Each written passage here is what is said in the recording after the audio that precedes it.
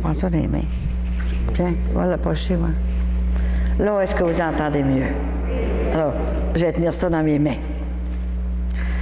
Aujourd'hui, c'est une journée très importante. C'est la grande visite, la grande visite de notre grand-maman du ciel, la grand-mère de Dieu, la mère de Marie. Pour commencer, on va fermer nos yeux, on va faire une petite prière du cœur spécialement pour que grand-maman demande à son petit-fils d'ouvrir le ciel pour laisser échapper les grâces nécessaires que vous avez besoin pour votre sanctification. C'est ça qui est important. On te remercie, Jésus, d'avoir permis à ta grand-maman de venir sur la terre pour nous secourir, nous aider, nous conseiller, nous guérir, nous consoler aussi, régler nos problèmes. On te remercie, on va remercier Marie aussi d'avoir crié à sa mère. C'est Marie qui a crié à sa mère, « Maman, viens m'aider, nous perdons les enfants. Dépêche-toi, maman. » On va demander à Jésus qu'il envoie une légion d'anges sur l'Église pour ne pas que les esprits mauvais entrent dans vos cœurs et sèment le doute de la mission que grand-maman Sainte-Anne m'a confiée depuis 15 ans. Je dirais depuis toujours, mais c'est depuis 15 ans que c'est public.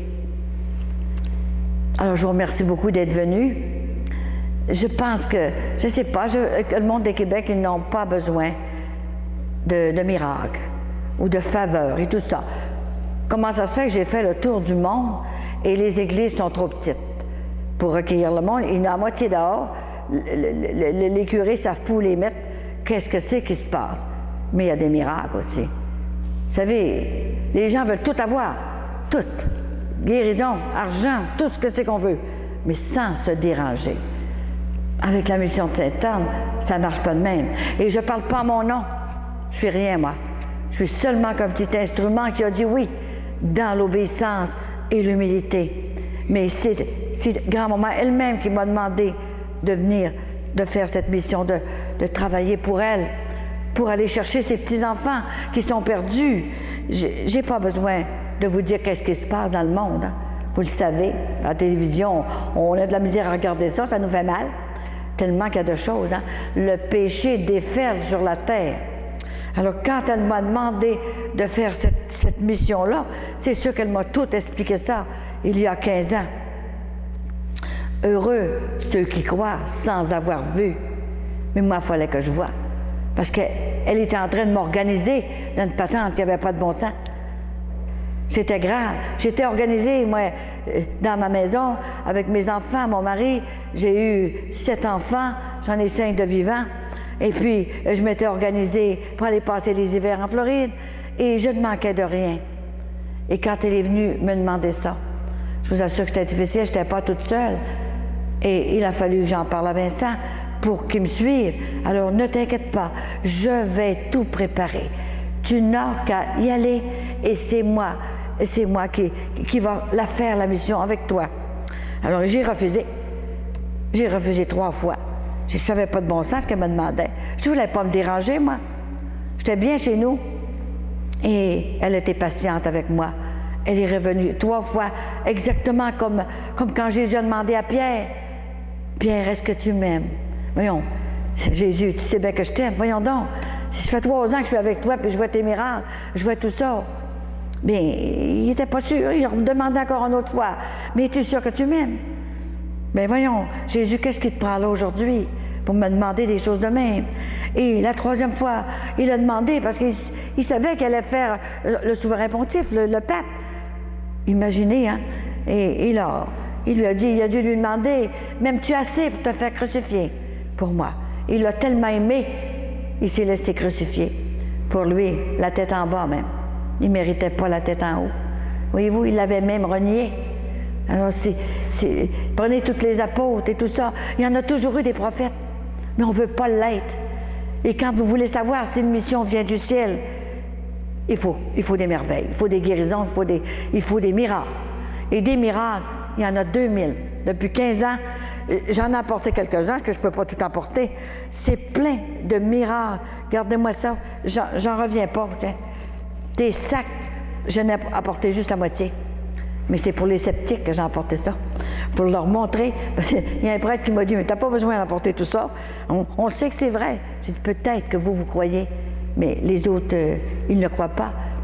C'est Jésus qui a fait les miracles. C'est pas la Bonne Sainte Anne ni la Vierge Marie. C'est Jésus qui est fait. Mais quand on sait comment le demander et quand on sait prier, il faut crier maintenant vers le ciel. Il n'y a rien qui arrive à part ça. On se demande comment ça se fait, moi je ne suis pas guérie, et un autre à côté est guéri. Ça, on ne le sait pas. Des fois qu'il y a un blocage à quelque part, dans la famille, dans les enfants, et même dans nous autres. Alors, il faut faire des examens de conscience. Alors, pourquoi que grand-maman est venue sur la terre? Pourquoi que la Bonne Sainte Anne, la mère de Marie, et pourquoi qu'elle est venue, qu'elle s'est dérangée pour venir sur la terre? C'est pas pour rien, vous savez. Hein? Qu'est-ce que c'est que la Bonne Sainte Anne? C'est pas Sainte Anne de Beaupré. Elle est là parce qu'il faut qu'elle soit quelque part. Mais c'est plus que ça. C'est elle-même qui m'a demandé de la faire connaître. Et les pères me disaient, comment ça se fait qu'on ne la voit pas, nous autres? Voyons, on est là à Sainte-Anne, comment ça se fait qu'on ne la voit pas? Mais ça, je ne sais pas. Elle me l'a demandé, c'est pas un père qu'elle voulait. J'ai essayé, j'ai dit, prends un prêtre. Il a tous les diplômes possibles, lui. Puis il a fait de la théologie et tout. Moi, j'ai rien. J'ai même pas d'instruction. J'étais à l'école 4 ans. Et elle a dit, toi, tu as seulement qu'un diplôme. Puis c'est celui-là qu'on a besoin. Alors, je cherchais partout mes diplômes. Qu'est-ce que j'avais? Quel diplôme que j'avais? Elle a dit, tu as le diplôme du cœur.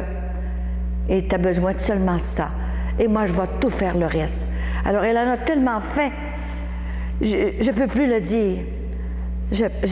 Des miracles, des cancers, tout ce que vous voudrez là-dedans. Il y a 10 évêques avec moi. Jamais je croirais qu'ils sont tous fous. Monseigneur Ouellet aussi est avec moi, parce que je suis allée le voir. Il a dit, allez-y, allez-y, c'est vraiment du ciel. Pourquoi grand-maman, elle a permis que mon directeur spirituel soit un de ses confrères. Voyez-vous, ça m'a donné une chance. C'est sûr qu'il allé, il lui a parlé tout ça, hein. Et il y a 400 prêtres. Plus de 400 prêtres avec moi qui ont discerné la mission. Et un jour, quand elle m'a dit, Colette, tu feras le tour du monde. Mais je n'ai pas cru ça. J'ai de la misère à traverser le boulevard chez nous. Puis je dois faire le tour du monde. Qu'est-ce que je vais aller faire là? Alors, il fallait que je la fasse parler. Hein? Elle a tout donné. Elle a tout fait.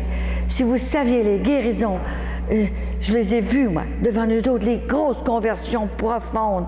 Je savais qu'elle était puissante, mais pas à ce point-là. Depuis ma tendre enfance, qu'elle m'enseignait et je ne comprenais pas. J'avais des locutions intérieures, mais je ne voulais pas le dire, parce que j'ai dit, je ne peux pas dire ça. D'abord, mon mari va dire que je suis folle. Et les enfants, mes enfants, qu'est-ce qu'ils vont dire? Hey, mes jambes, mes brues, la belle-mère a tombé sa tête. Alors, j'avais peur d'aller me faire enfermer. J'ai attendu, j'ai dit, moi, je ne parle pas, je ne dis rien. Alors, elle a fait des merveilles. Jésus a tout refait mon corps en neuf. C'est incroyable. Je ne suis jamais fatiguée. Et j'arrive de partout. J'ai fait le tour du monde. Au Japon, en Chine, en Russie, en Corée. J'ai tout fait les États-Unis, le Canada, direct. Et là même, il me restait la Colombie-Britannique. Et voyez-vous, le mois passé, juste avant de partir pour Medjugorje, et il y a un père, le père Gilles Leblanc, qui est dans le mouvement sacerdotal marial. Il est rendu à Colombie-Britannique. Il m'appelle, il dit, il faut que tu viennes. Il faut que tu viennes passer une semaine avec moi au presbytère. Il y a 3 de mes confrères. Il faut que tu parles dans l'église. Parce que les gens, mes paroissiens, ne savent pas. Ils ne connaissent pas la mère de Marie. Ils pensent que Marie est tombée du ciel de même, qu'elle est descendue comme ça. Alors, il faut que tu viennes leur dire. Je leur ai expliqué un petit peu. Puis Colette, tu sais-tu qu'est-ce qu'ils ont fait? Ils sont en allés voir le curé, ils sont venus me voir, puis ils ont dit, on veut la voir, on va ramasser de l'argent tout de suite pour la faire venir en avion. Ils ont déjà tout ramassé. Mais j'ai dit, allez pas trop vite. Alors j'ai dit, moi je ne peux pas y aller avant le mois d'octobre. C'est rien, ça va être serré pour ça. On vous attend. Et Et ensuite, grand-maman m'a dit, vous savez, c'est la dernière année, hein? C'est la dernière année que je fais ça, tous les mois que je venais ici, et que j'ai fait 225 églises. Je suis allée jusqu'à Sainte-Anne-Dorée, à la basilique de Sainte-Anne-Dorée. Et ils ont eu une conférence de presse, puis ils ont dit, c'est comme Nicolas Zic. Alors, vous allez venir, madame. Le monseigneur, il dit oui, oui. Il a discerné, vous savez, les prêtres, là, avec leur sacerdoce, ils peuvent discerner si ça vient du ciel ou pas. Et pour que ça vienne du ciel, ça prend des fruits. Des fruits en abondance. Je me serais pas contentée de seulement 3 ou 4 miracles. Parce qu'il faut faire attention. Il y a des faux prophètes. Il faut se surveiller partout.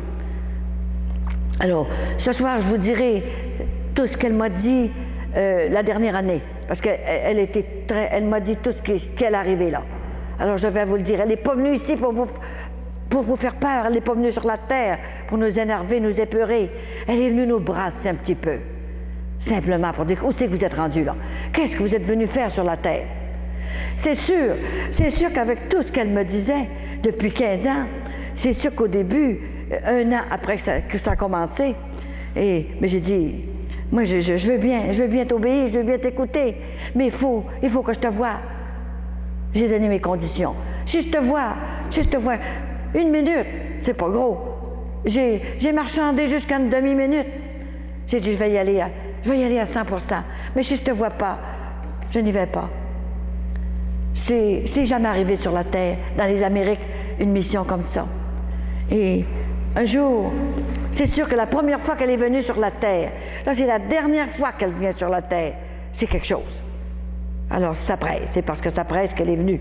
Et elle est venue une fois en 1623 jusqu'en 1625, elle est apparue à un simple paysan qui s'appelait Yves Nicolas Zic.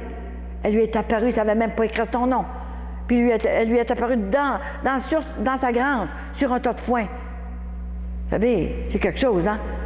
Et dans ce temps-là, il y avait eu de la guerre avec Charlemagne et les églises étaient détruites, là, à Sainte-Anne-Dorée, en France.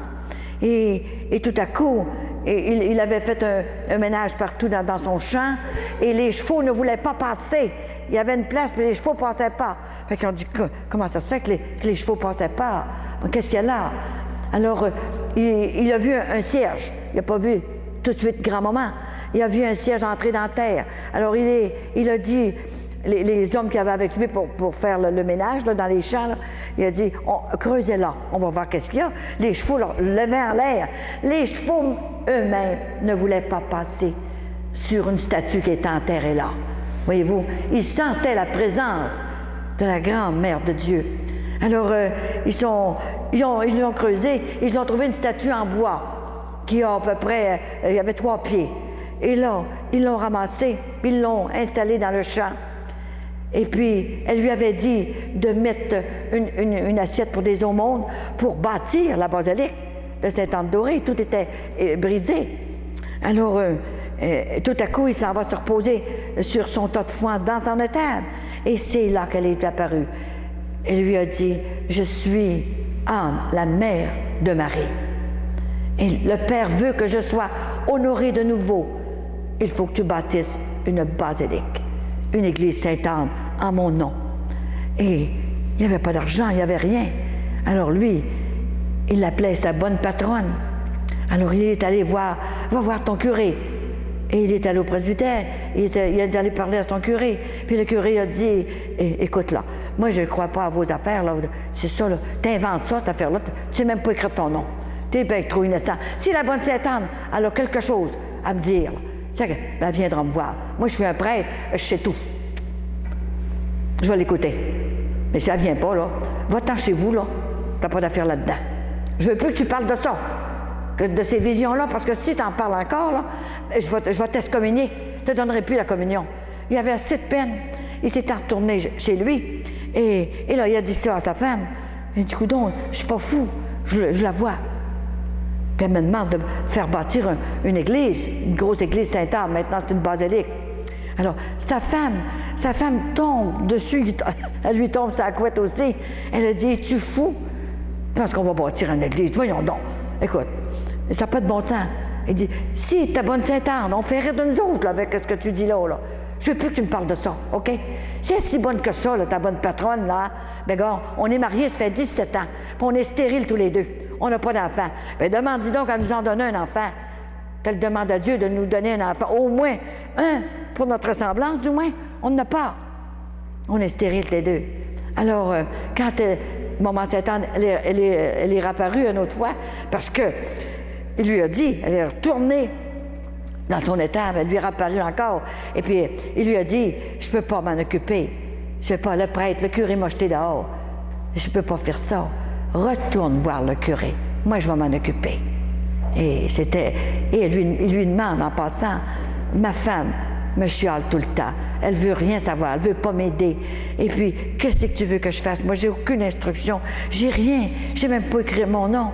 Comment je vais faire pour bâtir une église? Je vous assure qu'il y a des fois qu'on se demande qu'est-ce qui se passe. Hein? Et grand-maman lui a dit, retourne au presbytère.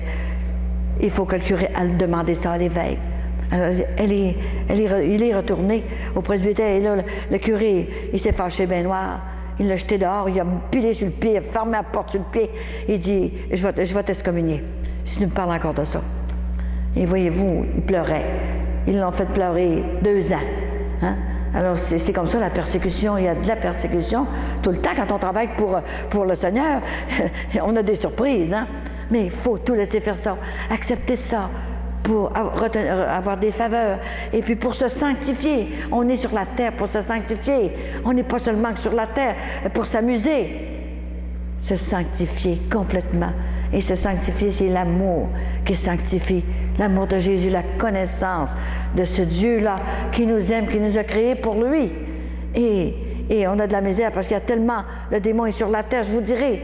Je vais vous expliquer ce soir. Je vais vous parler du ciel ce soir. Parce que je suis allée. Qu'on le veuille ou qu'on le veuille pas, je suis allée. Et quand elle m'a dit, tu es notre Jean-Baptiste, un jour elle m'a dit ça. Imaginez, Jean va aller de travers, moi. J'ai eu mal à la gorge. C'est Jean-Baptiste. Je sais qu'il s'est fait couper le cou. J'ai dit, qu'est-ce que je vais me faire couper, moi, là? Tu dois aller évangéliser directement. Parce que c'est une mission d'évangélisation directe, mais de compassion et de compréhension. Elle ne vient pas nous juger. Elle vient nous dire qu'elle nous aime. Alors il faut avoir toutes sortes de moyens pour lui parler. Elle ne vient pas prendre la place de Marie. C'est Marie qui a crié après sa mère, comme nos filles nous crient des fois. Maman, peux-tu venir garder? Peux-tu venir m'aider, maman? Il faut que j'aille faire une commission, puis je ne veux pas laisser le bébé.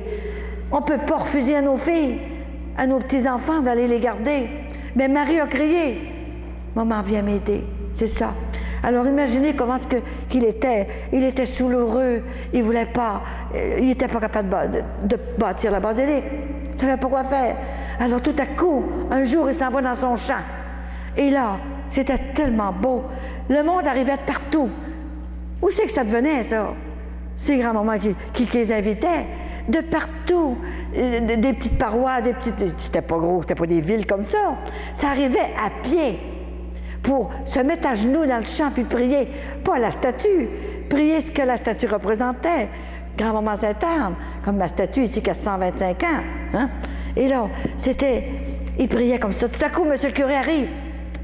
Et quand il les a tous vus à terre, il n'y avait pas 300 personnes à genoux qui priaient, la bonne Sainte-Anne. Ils voulaient une église, eux autres. Ils voulaient une église. On ne peut pas se passer d'une église. On ne peut pas se passer de prêtre. Si on n'a plus de prêtre, la société va tomber, va mourir. Ça prend absolument des prêtres. C'est pour ça qu'il faut prier pour eux. Je vous l'ai dit quand je venais parler ici tous les mois, le 3e jeudi de chaque mois. J'en ai envoyé 55 des jeunes hommes faire des prêtres. Écoutez, pensez-vous que je suis capable de faire ça de moi-même? Et j'en ai 10 de reçus qui viennent justement dire la messe chez nous et de partout dans le monde. Il y en a un de France qui m'a appelé un matin, là. Il s'en vient, là. Il s'en vient justement. Il est de la Beauce. Vous le connaissez, hein? Ceux qui sont de la Beauce, je le connais. Benoît Morin, qui m'a appelé. Il va être chez vous dans la Beauce, alors il va vous dire la messe. C'est moi qui l'ai envoyé faire un prêtre. C'est quelque chose, vous savez? Et comment qu'il y en a? J'ai tellement de choses à vous dire, je ne pourrai jamais tout vous dire. Ça faudra que je sois ici, là, une semaine, toute la journée, puis toute la nuit. Parce que moi, je ne suis jamais fatiguée, mais vous autres, vous seriez extrêmement fatigués. Alors, imaginez que monsieur le curé arrive avec monsieur le vicaire, et là, il leur dit, il arrive à côté de la statue, il donne un coup de pied à la statue. Alors, la statue tombe à terre. Vous n'avez pas écouté. Allez-vous-en chez vous. Et le vicaire donne un coup de poing aux aumônes qu'il y avait là pour commencer à acheter les pierres pour bâtir l'église. Alors, imaginez que les gens, ils ont tellement eu peur, ils sont partis tranquillement. Et quand ils ont vu qui était parti, le curé et le vicaire, ils sont revenus tranquillement pour arranger ça, relever la statue, puis continuer de prier encore. Hein? Et les autres sont rentrés au presbytère. Et grand-maman Sainte-Anne est allée les visiter, elle-même. Elle-même, parce que là, ça ne marchait plus du tout. Alors, elle est allée dans la nuit au presbytère. Elle a brassé le curé sur tous les sangs dans son lit. Il se demandait qu'est-ce qu'il y avait là. Il a tellement eu peur. Et elle va dans la chambre du vicaire. Elle fait la même chose. Alors, le matin, parce qu'il ne croyait pas à Nicolazic. Nicolazic, il était trop innocent pour inventer ça. Il n'était pas innocent, je veux dire qu'il ne savait pas écrire, tout ça, mais ça ne veut pas dire qu'il ne savait pas prier. Il avait toujours le chapelet dans les mains. Alors, tout à coup, le matin, quand le curé se réveille, il était paralysé des jambes. Il s'était servi de ses jambes, il était paralysé, il ne marchait plus. Et le vicaire était paralysé des bras. Il s'était servi de ses bras. Alors, imaginez comment est-ce qu'ils vont faire. Le curé ne pouvait pas marcher pour aller aider au vicaire, et le vicaire ne pouvait pas aider au curé, il n'y avait plus de bras. Ça ne marchait pas. Alors, grand-maman les avait brassés. Et là, ils ont fait venir le bedeau. Et puis, le monsieur arrive, puis il dit, qu'est-ce que vous avez? Le médecin et tout ça. Le médecin dit, je ne comprends rien là-dedans. Vous n'avez rien. Qu'est-ce qui se passe? Mais il n'osait pas dire qu'est-ce qu'il avait fait, par exemple, la veille. Alors, imaginez, il a dit au bedeau, c'était dans le mois de juillet, pendant la neuvaine de Sainte-Anne. Alors, il a dit justement au bedeau, viens nous reconduire dans le champ de Bozana. Et on va aller se baigner dans la petite fontaine qu'il y avait. Il avait fait une petite fontaine. Et grand-maman Sainte-Anne avait béni cette petite fontaine-là. Pendant 9 jours, pendant la nuit. Ils n'ont pas fait ça dans le jour. Ils ont fait ça la nuit. Et là, ils venaient les reconduire. Ils venaient se baigner dans cette eau-là. Et la 9e journée, grand-maman Sainte-Anne, elle a eu pitié. Elle les a guéris. C'est incroyable. Alors, ils pleuraient toutes les deux. Ils ont vu que c'était vraiment grand-maman Sainte-Anne qui parlait fort, puis qu'elle voulait absolument avoir une église. Alors, dans l'après-midi, ils sont partis toutes les deux et ils sont allés rencontrer Nicolazic, qui était dans une petite chapelle. Une petite maison tout en ciment. C'était pauvre, c'était tellement pauvre. Hein? Alors, ils sont allés lui rendre visite. Ils se sont mis à genoux devant Nicolazic, tous les deux. Et ils ont demandé pardon à Nicolazic. C'est pour ça que ça s'appelle le jour du pardon. Et nous autres, ça s'appelle la journée, la fête de Sainte-Anne. Hein? Il ne faut pas attendre pour la prier à sa fête et pendant sa neuvaine. C'est tous les jours maintenant qu'elle veut qu'on lui demande, qu'on lui donne nos projets et qu'on crie pour nos familles qui sont en train de se séparer. Ça éclate de chaque bord, de côté. C'est important, là. Je pense qu'on est rendu sur la fin, là. Vous allez voir ce soir, je vais vous en parler. Je ne vous ferai pas peur, mais je vais vous parler qu'est-ce que grand-maman veut. Il n'y a rien d'écrit, voyez-vous, c'est tout inspiré, seulement ce que vous avez besoin de savoir. C'est ça. Et si vous n'ouvrez pas votre cœur, vous aurez rien. Il faut ouvrir votre cœur, parce que la poignée part en dedans. Et voyez-vous, et Jésus, il ne peut pas entrer, parce qu'il nous a laissés libres. Il nous respecte. Il faut, nous autres, ouvrir la porte tellement grande là, que les grâces rentrent pour nous aider à passer à travers les épreuves de la vie et tout ce qui arrive dans le monde. J'ai plus besoin de vous demander. Le démon est déchaîné. Ils sont tous sortis. Je vais vous le dire, qu'est-ce qu'elle m'a dit, comment est-ce qu'on fait ce soir pour sortir. Elle m'a tout raconté ça. Hein?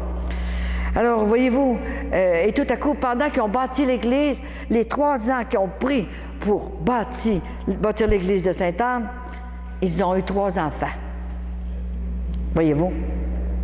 Le premier a fait un prêtre. Le premier a fait un carme, justement. Puis ce sont cette communauté-là qui avait soin de la basilique à Sainte-Anne-Dorée. Je les ai rencontrés. Ils savaient toute l'histoire. Hein? Imaginez quand je leur ai dit ça. Est-ce que vous avez cette histoire? Comment ça se fait que c'est vous autres les carmes? Alors, ils savaient l'histoire. Hein? Et voyez-vous, presque 400 ans plus tard, elle traverse l'océan. Parce que c'est la patronne des navigateurs. Hein? Moi, j'ai fait 16 croisières dans des gros bateaux, là. Il y en a que je voulais raconter un petit peu, là. Et il y a des gens qui avaient peur des gros bateaux de même. J'ai dit, inquiétez-vous pas, vous vous noierez pas, parce que la Bonne Sainte-Anne, c'est justement elle est pour les navigateurs, hein, c'est la patronne de ça. Il n'y a aucun danger. Vous savez, c'est sûr que pour que je fasse la mission, il a fallu qu'elle me parle très fort, qu'elle m'encourage et que je la voie. Je ne serais pas allée. Je ne serais pas allée, excusez. Prendre un petit peu d'eau.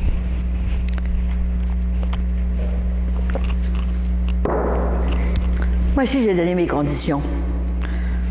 Grand Maman Sainte-Anne, si tu veux que je fasse ta mission, que ça vient du ciel, il faut que tu me donnes des signes.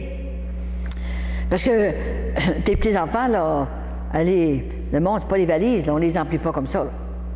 Il faut que ce soit vrai, il faut que ce soit du ciel, il faut qu'il y ait des fruits, des miracles.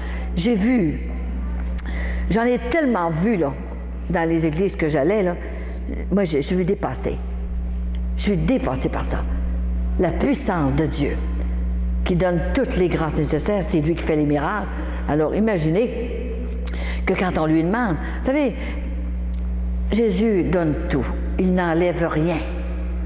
Il donne tout. Mais il est venu sur la terre pour nous donner tout ce qu'on avait besoin, par exemple. Exactement. Alors, pour faire cette mission-là, imaginez comment ça a été dur. Hein? Et si je suis entrée ici, à Sainte-Geneviève, j'étais à Saint-Yves une fois aussi, l'église Saint-Yves, parce qu'elle m'a dit que ce serait dans les églises. C'est à cause d'un couple que je suis venue ici, Raymond et Normand, qui m'ont invité, qui ont vu des miracles, qui ont vu des guérisons, qui ont vu quelque chose. Hein? Alors, et ça fait 12 d'années que je les connaissais, et ils ont dit, il faut que vous veniez à la maison. Alors, j'ai parlé quelques années dans sa maison, mais c'est devenu trop petit. Alors, il a fallu... j'ai dit, allez-vous en l'église. Alors, c'est le monsieur le curé qui a offert un jour l'église. Voyez-vous? Et c'est ici, à Sainte-Geneviève, hein, que grand-maman a choisi de venir parler. Elle aurait pu rentrer dans ma paroisse. Moi, je reste à Charlebourg. Alors, monsieur le curé n'a pas compris ce que je faisais. Alors, moi, si vous voulez, grand-maman, c'est ce que c'est qu'elle fait, hein? Alors, elle a choisi cette église-là. Et à Montréal, j'ai fait, avec Monseigneur Turcotte qui m'a permis, j'ai fait 12 églises à Montréal. Et à Toronto, j'en ai fait aussi. Quand je vous dis le tour du monde, y pensez-vous, là? Les Antilles, le Mexique, tout le Canada, les États-Unis, la Floride, et tout. Et un jour, vous savez, un jour, là, mettez-vous à ma place, là, que j'avais aucune instruction. Elle a dit, Colette, un jour, tu prêcheras des retraites. Prêcheras des retraites. Mais là, tu sais, ça n'avait pas de bon sens, là, j'ai failli lui dire, grand-maman, es-tu tombée sur la tête? Tu sais, ça n'avait pas de bon sens. Prêcher, c'est pas ma job. Mais je l'ai faite, ma job. J'ai eu des enfants et je les ai élevés le mieux possible. Et j'ai 9 petits-enfants. J'ai même 2 arrière-petits-enfants. Et ces enfants-là ont vu ce qui se passait chez nous.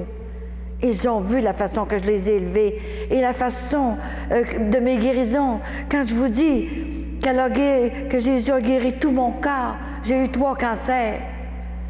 C'est pour ça que je comprends. Mais il fallait que je passe par là, par toutes les maladies possibles, pour pouvoir comprendre mes frères et mes sœurs. Elle m'a donné un charisme d'amour, de tendresse pour mes frères et mes sœurs, de n'importe quelle façon. Je ne suis pas là pour vous juger et pour vous dire qu'est-ce que vous devez faire. Je suis là pour vous donner le message de notre grand-maman du ciel. Si un jour on veut aller la trouver, il faut faire exactement ce que Jésus est venu nous demander de faire sur la terre. Nous avons tout ce qu'il faut. Nous avons nos prêtres, nous avons notre religion, nous avons notre Saint-Père, nous avons tout ce qu'il faut. Maintenant, il nous reste à aller chercher nos jeunes. Il nous reste à aller chercher nos enfants. Et c'est ça qui est le plus dur. Parce qu'ils ont abandonné. Avec la société qui est malade. Les gens vivent avec le cancer de l'âme. Il n'y a plus rien, là. Ça va tellement vite, là. Hein? La société leur a donné tellement. Et la télévision, toutes sortes de cochonneries qui se passent là. Et ça regarde ça, c'est jour et nuit. Il n'y a plus rien de caché. Il y a seulement que l'amour de Dieu qui est caché. Parce que personne n'en parle. Ils ont peur. Alors, j'ai eu peur aussi, moi. J'ai dit, qu'est-ce que les gens vont me faire? Alors, j'ai demandé, si je te vois, grand-maman, je te promets que je vais le faire. Juste un doigt. Montre-toi un doigt comme ça. Et elle s'est montrée toute la grandeur. Alors, je l'ai vue le 13 octobre 1991. Elle est belle.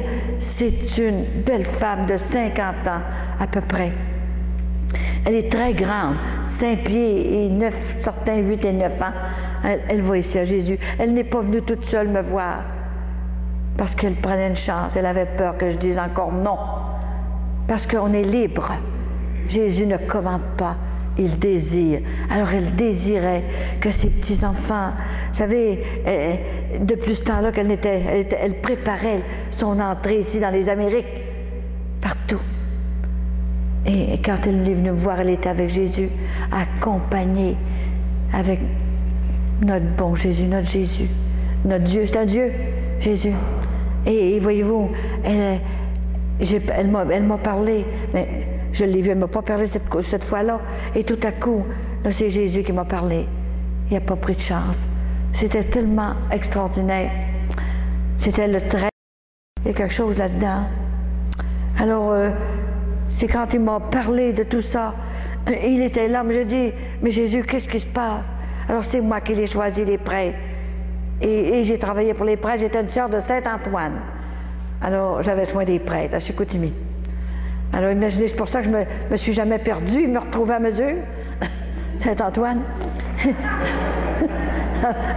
Et là, ce sont les religieuses qui ont eu soin de moi. C'était tous mes petits moments. J'étais orpheline, j'étais toute seule sur la rue. Imaginez qu'ils ont pris soin de moi. Hein? Et j'étais 5 ans religieuse, c'était merveilleux.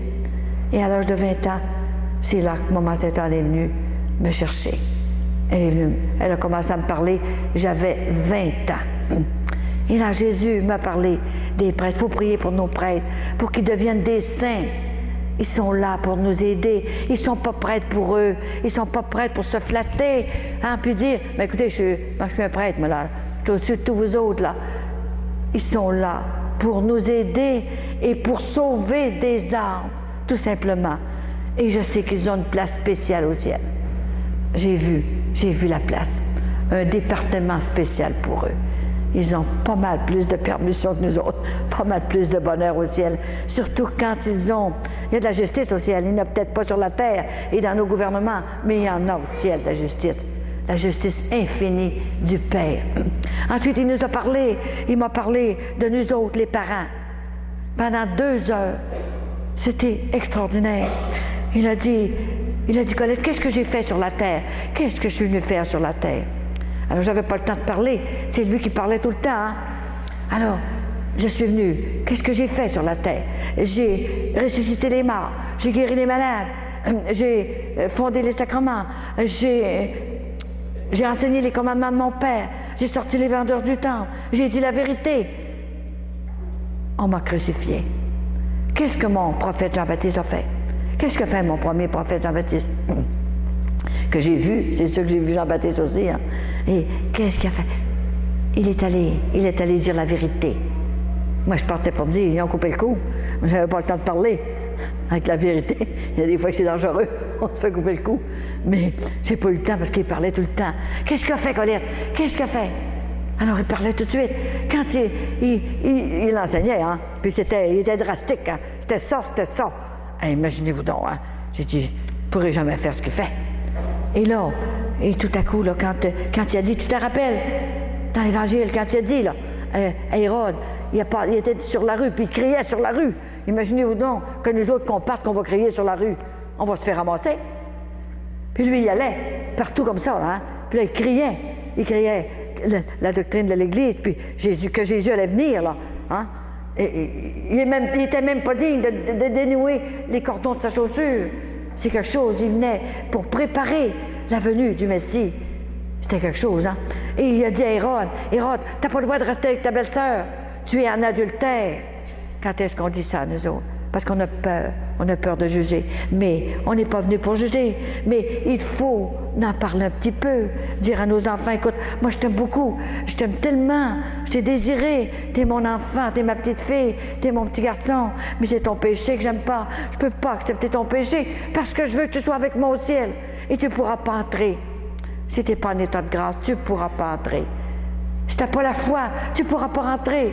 C'est le seul péché que Jésus ne pardonne pas, la foi. Si vous ne croyez pas, tu ne peux pas rentrer. Les vierges folles l'ont essayé, ils n'ont pas rentré non plus. Hein. C'est ça, il y a le mauvais riche, le Lazare, là. Il était rentré, lui, le bon riche. C'est toutes des choses de même. Il faut lire la parole de Dieu, lire l'Évangile. Pourquoi elle m'a enseigné pendant 40 ans? 10 minutes par jour, l'Évangile. Je n'étais pas pour dire ça au monde. J'étais folle. Le gros livre que je n'avais pas le temps de lire, j'avais 5 enfants, 5 bébés à la maison. Alors je faisais garder la plus vieille, puis je m'en allais 10 minutes dans ma chambre pour prier, spécialement. Prier Jésus. J'ai dit, Jésus, je te donne pas gros. Mais j'ai dit, j'ai déjà été ton épouse, parce que j'avais fait mes vœux, tout ça. Hein? Puis il m'a fait sortir du couvent pour faire cette grande mission sur la terre. Mais je ne le savais pas dans ce temps-là, moi. C'est tellement extraordinaire. Alors il m'a parlé. Il dit, Colette, qu'est-ce que mon prophète Jean-Baptiste a fait? Ben, il est allé dire la vérité aux gens.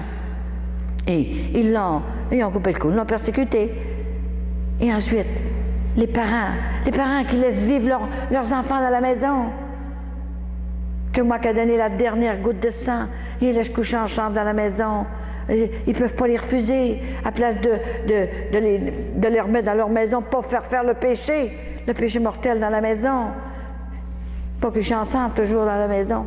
Parce que quand quelqu'un entre dans la maison avec le péché mortel, sans le juger, tout de suite après qu'ils sont partis, vous mettez de l'eau bénite. Parce que le démon, grand-maman m'a dit qu'il va laisser des traces. Et là, c'est la maladie qui va prendre toutes sortes de choses. Parce qu'il est sorti des enfers. Je l'ai vu. C'est tout.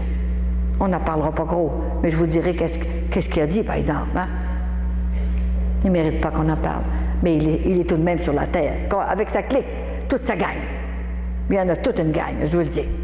Alors, il ne fallait pas que j'aie peur pour faire cette mission-là. Mais elle m'a enlevé la peur complètement. Ensuite, il a parlé des jeunes. Et les jeunes, il les aime tellement, les jeunes. C'est eux qui vont nous remplacer. Si on les aime assez, allons leur dire la vérité. Si on les aime pas, laissons-les périr. Mais si on les aime assez, ben allons leur dire. Écoute, je pense que tu n'es pas dans le projet de Dieu. Il y a quelque chose. Parce que le péché déferle sur la terre. Et la miséricorde est là. Mais elle ne passe pas sur le trottoir. Elle ne passe pas dans les magasins. Il y a peut-être une petite chapelle dans les magasins, mais il faut y aller. Et elle ne passe pas sur la rue. Elle ne passe pas dans les magasins, partout. Il faut aller chercher la miséricorde à un prêtre. Et lui, là, il a spécialement, et c'est comme Jésus sur la terre. Il est là avec son corps, mais c'est Jésus là, qui va parler à travers lui et qui nous dit, vous savez, des fois qu'on pense, je vais vous raconter juste une petite chose. Ils sont inspirés pour nous dire ce que c'est qu'ils doivent nous dire. Et il y avait une cinquantaine de personnes qui attendaient à l'hôpital pour aller voir le médecin dans un bureau. Alors le médecin a été demandé pour aller à l'hôpital. Ben là, il est parti, il dit « Ceux qui veulent m'attendre, attendez-moi. J'ai un accouchement à aller faire, puis je reviendrai. Puis ceux qui ne veulent pas, ben, vous reviendrez une autre fois, je suis obligé de partir. J'ai une femme là, qui attend un bébé, puis il faut que j'aille.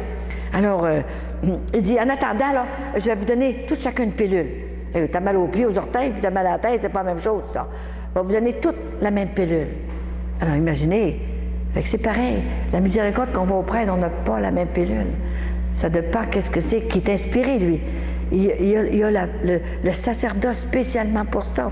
Il a dit, tu remets les péchés à ceux à qui les dira, et tu peux retenir les péchés à ceux à qui tu peux les retenir quand ils n'ont pas vraiment le ferme propos de ne plus recommencer. Alors, c'est grand-maman qui m'a tout expliqué ça, cette chose-là. Il faut avoir confiance pour ça. Alors, il m'a parlé de nos jeunes, et c'est eux qui vont nous remplacer. Comment est-ce qu'on va partir? On a besoin de nos jeunes. Il faut les aimer assez fort, nos amis, tout ça, pour aller leur dire. Parce que je vous assure que la province de Québec est pas mal à terre. Comment ça se fait? Je vais dans l'Ontario. Je suis reçue comme une reine dans l'Ontario. Même il n'y a plus de place dans l'Église. Comment ça se fait? Qu'est-ce qu'on a, nous autres, dans la province de Québec? Et c'est la patronne de la province de Québec. Est-ce qu'on ne veut pas se déranger? C'est comme ça. Les bancs sont libres. Quand j'avais fait une vidéo, c'est encore pire qu'avant. J'ai dit, bonne Sainte-Anne, plus on prie, pire c'est. Qu'est-ce que c'est qui arrive? Qu'est-ce qu'on va faire? Alors là, bon Dieu va venir. Jésus va venir bouleverser la terre. C'est sûr.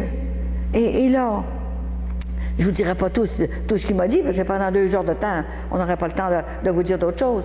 Et là, après les jeunes, et moi, il dit, moi j'ai dit, Jésus, la seule chose que j'ai dit, si on fait ça comme il faut, puis qu'on se convertit, et qu'on est correct, là, est-ce que tu vas envoyer des cataclysmes, des affaires comme ça? Alors il a dit, regarde, je vais te montrer la façon que je vais comment est-ce qu'elle m'a dit ça? La façon que je vais, oui, persécuter, envoyer à mon peuple, hein? Alors, il m'a montré ça. J'étais dans le fleuve Saint-Laurent, alors j'ai tout vu ça. Je ne pensais pas que c'était si creux que ça. Et là, tout à coup, il y a une vague qui est arrivée. Une vague énorme, 100 pieds d'auteur. C'est le bruit surtout qui est énervant, qui est épeurant, tout le bruit. Et moi, j'ai parti pour me lever. Je n'étais pas pour rester là. Quand on a peur, on dirait qu'on veut le toucher une personne. Alors j'ai parti pour aller lui toucher. Alors il a dit, ne me touche pas. Alors je me suis rassis aussitôt, hein, comme ça. Et il a mis sa main, puis tout était réglé. Moi, j'ai eu tellement peur que j'ai ouvert mes yeux et j'ai perdu la vision. Parce qu'une vision, c'est avec les yeux du cœur. Vous avez les yeux fermés. Mais vous voyez exactement tout. Tandis qu'une apparition, c'est avec les yeux du corps. Hein? Imaginez que j'ai dit, mais je veux voir encore Maman Sainte-Anne. Je l'avais vue à peu près 2 minutes. J'ai dit, il faut que je la voie. Alors je me suis organisée. J'ai dit, je vais me fermer les yeux bien durs pour qu'elle revienne. Hein? Et tout à coup, rendu dans mon lit, je ne sais pas comment ce qu'ils font. Je ne dors pas dans mon lit et je suis ailleurs. Alors, elle est revenue. Elle est revenue. Je suis revenue dans mon lit et là, je l'ai revue. Et là, Jésus était là, avec sa miséricorde.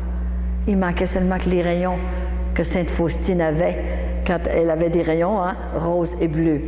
Et par délicatesse de Dieu, je suis née la même date que Sainte Faustine, le 25 août. Alors imaginez-vous donc Sainte Faustine. Hein? Et toutes les dates sont tellement, là, correspondent à des saints, à toutes sortes de choses. Et je me suis mariée même le 2 janvier, et la date de naissance de la petite Thérèse, l'enfant Jésus, qui était une patronne pour moi, parce que je suis entrée au couvent à 15 ans comme elle, avec la permission de l'évêque. Mais j'étais trop jeune. Voyez-vous, c'est tellement beau, l'histoire d'amour que je vis avec le ciel, hein, et je vais la vivre jusqu'à ma mort, comme ça. Et elle a dit un jour, quand le Père viendra te chercher, parce que ton pèlerinage sera fini sur la terre, c'est moi qui descendrai du ciel, et je te prendrai dans mes bras, et je te conduirai directement à mon petit-fils Jésus. C'est tout un cadeau, hein. Alors, oui, à un moment donné, quand je suis revenue dans ma chambre, là, dans mon lit, là, c'était tellement extraordinaire. Et Jésus m'a regardé, il a dit, Colette, à cause de ton humilité et de ton obéissance, je vais faire venir maman. C'est rien pour eux. Hein? Alors, il met sa main comme ça, Maman Marie arrive. Elle ne touche pas à terre, Maman Marie, jamais. Elle est venue sur un nuage. Elle est tellement belle. Elle est tellement belle. Elle avait comme 18 ans. Des petits cheveux courts ici. Tout habillée en bleu. Et j'ai même ça. En tout cas, quand plus tard, je mettrai les photos quelque part pour que vous voyez les photos de ça. Hein? Parce que moi, j'ai fait faire des photos de la vision. Voyons. Tiens, l'apparition. La vision est ici. Ils sont venus 3, comme ça. Et là, Jésus, il dit, maintenant, je vais demander à maman. Sa mère, il l'appelle maman. Je vais dire à maman de te chanter un Ave Maria. Alors, elle m'a chanté un Ave Maria extraordinaire. Pendant 7 fois, pour que je l'apprenne comme il faut. Et comme il n'y a pas de temps au ciel, puis il n'y a pas de compétition au ciel, hein, même si maman s'étend, elle fera une petite faveur de plus, maman Marie va être contente, ça va y en faire une de moins à faire. Hein. Ils sont toutes les deux au ciel. Alors, pendant que je parle, là, ouvrez votre cœur, parce que je lui ai demandé un jour, grand-maman, qu'est-ce que tu fais quand tu es sur la table comme ça? Parce que des fois que le cœur bouge de la statue. Il y a 2 prêtres qui ne croyaient pas. Et quand j'ai prié sur eux, avec l'onction d'huile, le cœur a bougé. Alors, ils sont avec moi depuis ce temps-là, je vous crois. Puis ils me disent, si tu as besoin, on est là, n'importe quel temps. Je vous assure que grand-maman les a brassés pour qu'ils croient. Hein? Et je lui ai demandé, elle a dit, ferme tes yeux, je vais te le dire. Et c'est arrivé à Québec. C'est les Ursulines que j'avais parlé. Et là, je voyais comme il faut, tous les bancs, comment c'était organisé, là. Et grand-maman passe à travers vous autres, là. Elle met la main sur votre tête. Et là, c'était extraordinaire. Et elle est prête à vous demander à Jésus. Elle est à côté de Jésus, c'est facile pour elle. Hein? Et un jour, je donnais justement un témoignage comme ça, le 27 décembre 1995. Et il y avait 35 personnes dans la maison. Et j'avais le père Lucien Côté avec moi, qui était très malade. Il ne pouvait plus manger, il avait une hernie hiatale. Et il fallait qu'il mange tout écrasé, là. Hein? Alors tout à coup, après la messe, il s'en vient me trouver. Je ne l'avais jamais vu, moi. Et il se tire à genoux devant moi. Mais j'ai dit, mais restez debout. Voyons donc, qu'est-ce que vous avez là? Il dit, je suis très malade. Mais j'ai dit, qu'est-ce que vous avez? Je suis plus capable de manger. Alors, si ta mission est vraie, il faut que grand-maman me guérisse. Ah, c'était extraordinaire. Pas longtemps après, il l'a guéri. Il n'est pas encore mort. Puis il a fait des réunions partout. Voyez-vous, il y en a, je ne peux plus le dire. C'est pour vous dire que cette mission-là, ça ne s'est jamais présenté sur la terre. C'est la 2e fois, elle ne reviendra plus. Alors, il faut en profiter, se préparer. Il faut se préparer pour ce qui s'en vient, mais sans avoir peur. Se préparer dans l'amour, dans la miséricorde de Dieu. C'est ça. Et voyez-vous, ensuite, après qu'elle m'a eu, c'est sûr que tout a commencé, vous savez, là, il y a des visions. C'est certain, il y a des visions, des apparitions, et moi, je voulais garder ça pour moi. Et un jour, grand-maman, elle a dit, j'ai dit, grand-maman, je ne veux plus le dire. J'ai dit, je veux garder ça pour moi, c'est des cadeaux pour moi. Elle a dit, t'es rien tout. T'as rien à toi. Tu dois tout dire ce que je t'ai donné. Et un jour, elle est venue m'opérer dans la maison. J'avais un cancer des organes. Stéphanie, j'étais pour mourir. Alors, elle est venue m'opérer dans la maison, chez nous. Écoutez, c'est quelque chose. Mais j'ai dit, je ne peux pas dire ça au monde. Ils vont dire, elle est folle certain. Et j'avais une sœur. Et après, le lendemain, quand je me suis levée, je n'avais plus de cancer. Rien. Et j'ai téléphoné à ma sœur. Puis j'ai dit à ma sœur, j'ai dit, Antoinette, j'ai dit, grand-maman, la bonne Sainte-Anne est venue m'opérer chez nous. Mais, maudite folle. Elle m'a dit ça. Elle dit, voyons donc, il ne faut pas dire ça au monde, on va faire rire de nous autres. J'ai dit, viens voir, Antoinette. Je ne marchais plus. Il y avait toujours une servante chez nous. Elle est venue voir à la maison, c'était vrai. Je vous assure, hein. Elle a 86 ans, elle n'est pas encore morte. Et puis, elle a eu toutes sortes d'affaires. Puis, j'allais chez elle, puis elle guérissait. Jusqu'au temps que Dieu la rappelle. Voyez-vous, c'est important, hein? Alors, tout a commencé. C'est sûr, quand ça a commencé, tout ça, là, ça a commencé, j'avais 13 ans.